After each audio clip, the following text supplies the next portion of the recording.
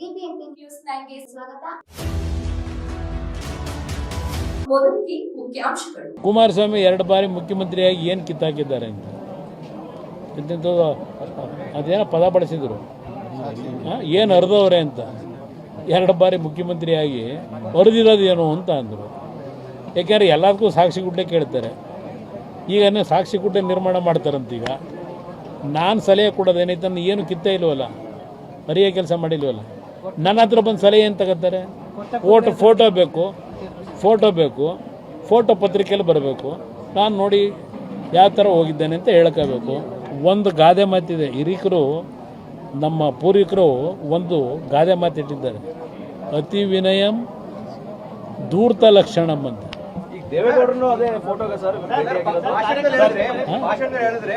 ನನಗೆ CM ಆಗಬೇಕು ಅನ್ನೋದಕ್ಕಿಂತ ಹೆಚ್ಚಾಗಿ ನನ್ನ ಜನನ ಉಳಿಸ್ಬೇಕು. ಆ ಒಂದು ಶಕ್ತಿ ಇವತ್ತು ಮೈತ್ರಿ ಸರ್ಕಾರಕ್ಕೆ ಬರಬೇಕು. ಅದು ನನ್ನ ಮೊದಲನೇ ಆದ್ಯತೆ.